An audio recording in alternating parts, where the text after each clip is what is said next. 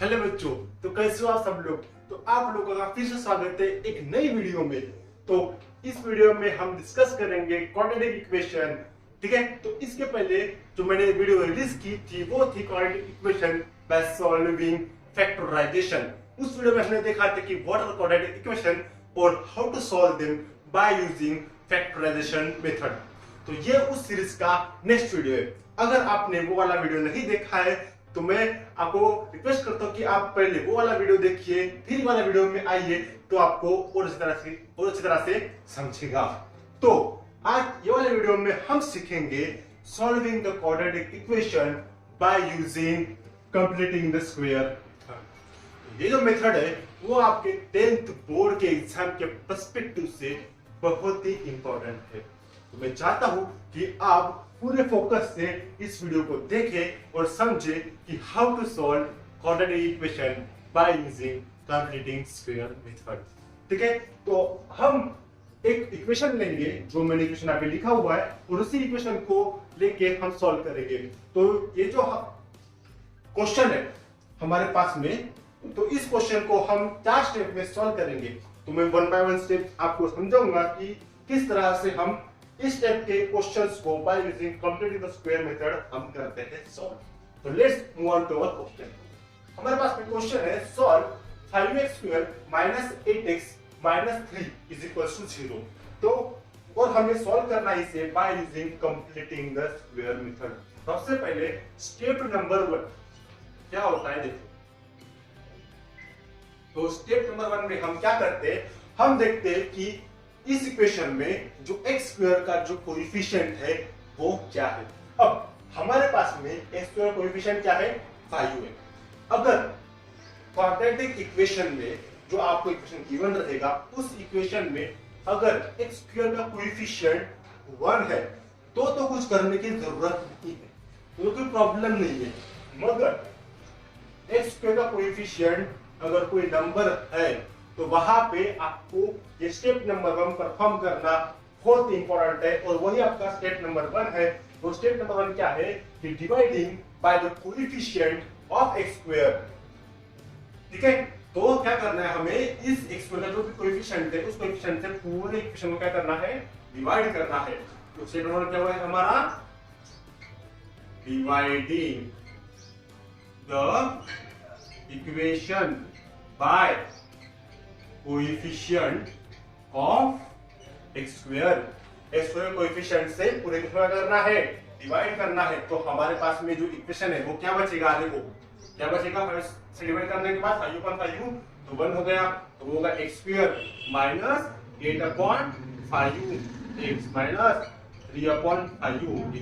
= 0। ये हमें इक्वेशन मिला by dividing 5 on both sides. ठीक है, अब स्टेप नंबर 2 में हमें क्या करना है। अब देखो स्टेप नंबर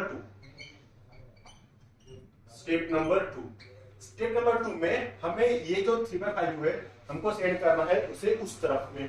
तो क्या बनेगा इक्वेशन, x² - 8/5x अब यहाँ पे ये माइनस है उस साइड जाके क्या हो जाएगा, प्लस हो जाएगा। तो ये माइनस से यहाँ पे जाएगा क्या हो जाएगा, +3/5। तो हमें ये वाला इक्वेशन मिल गया। अब स्टेप नंबर 3 ये इस पूरे क्वेश्चन की सबसे इंपॉर्टेंट स्टेप है।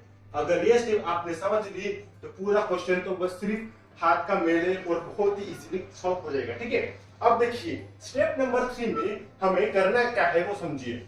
अब स्टेप नंबर 3 में हमें देखना है कि x का कोएफिशिएंट क्या है। इसका कोएफिशिएंट क्या है, 8/5 है। अभी इस 8/5 को करना क्या है देखिए। सबसे पहले 8/5 को लिख दीजिए। अभी हमें जो भी एक्स्ट्रा कोएफिशिएंट है इसका करना है हमें हाफ। क्या करना है, हमें हाफ करना है। 2 1 जा 2 4 जा तो क्या रहेगा हमारे पास में 4/5। तो इस 4/5 को हमें दोनों तरफ क्या करना है, ऐड करना है स्क्वायर करके। देखिए हमें क्या करना है, x² को टर्म को एज इट इज लिख दीजिए, 8x² - 8/5x। अभी इस 4/5 को एक बार यहाँ पे प्लस 4/5 इसका होल स्क्वायर और एक बार उस साइड में 3/5 प्लस 4/5 का होल स्क्वायर। क्या करना है हमें, जो भी x का जो भी कोएफिशिएंट है उसका करना है हमें हाफ, और दोनों तरफ क्या करना है, उसको स्क्वायर करके ऐड। ये है आपका इस पूरे क्वेश्चन में सबसे इंपॉर्टेंट स्टेप। तो इस पे आप ध्यान दीजिए और ध्यान से इसको समझिए। अगर आपको समझ में नहीं आता है तो फिर से एक बार वीडियो को रिवाइंड करके फिर से देखिए, क्योंकि ये स्टेप अगर आपको समझ गए तो क्वेश्चन आपका पूरी इजीली सॉल्व हो जाएगा। अब ये होने के बाद क्वेश्चन तो बहुत इजीली सॉल्व होगा, क्योंकि अब हम बस हमें सॉल्व करना है। देखिए अब स्टेप नंबर 4 में क्या करना है, हमें कंप्लीटिंग द स्क्वायर करना है। अब स्टेप नंबर 4, अब हमारे पास में जो भी जो लेफ्ट हैंड साइड में जो इक्वेशन बचेगा, या तो वो a plus b whole square इस फॉर्म में रहेगा, या तो a minus b whole square वाले फॉर्म में रहेगा। a plus b whole square क्या होता है, a square plus 2ab plus b square. a minus b whole square क्या होता है, a square minus 2ab plus b square. ठीक है, अब जो भी हमारे पास में लेफ्ट हैंड साइड में जो भी इक्वेशन रहेगा, या तो वो इस फॉर्म में रहेगा या तो वो इस फॉर्म में रहेगा, और इसे ही हम कहते हैं कंप्लीटिंग द स्क्वायर। इसे हम क्या कहते हैं, कंप्लीटिंग द स्क्वायर। अब हमें देखना है कि ये कौन से फॉर्म में है। तो देखिए x square minus 2ab plus b square वाले फॉर्म में है। तो इस इक्वेशन को हम किस फॉर्म में लिख सकते हैं, इस फॉर्म में लिख सकते हैं।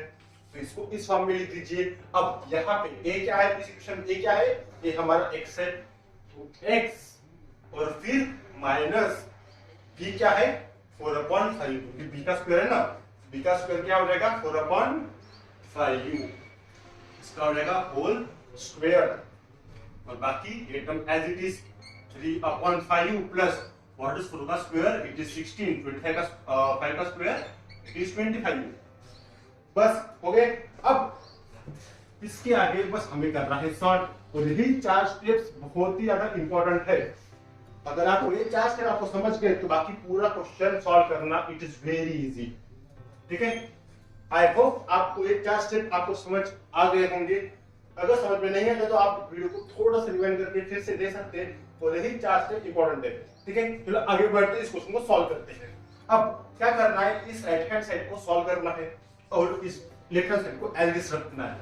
तो x माइनस 4/5 का whole square is equal to 3/5 plus 16/25।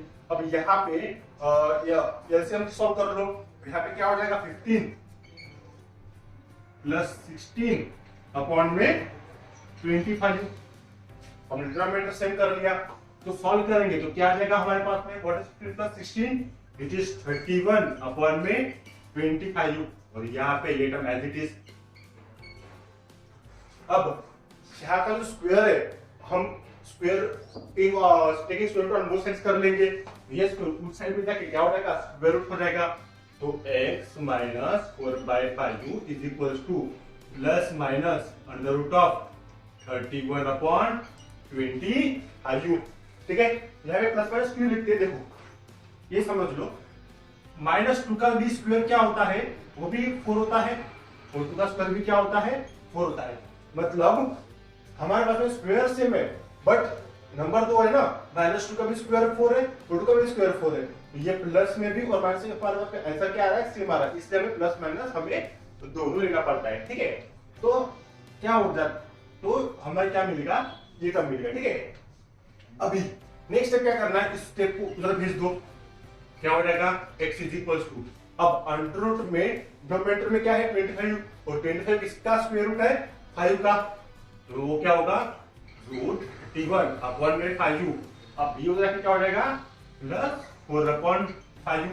तो हमें क्या मिलेगा, x is equal to under root of 31 plus 4 upon में 5 प्लस माइनस प्लस माइनस।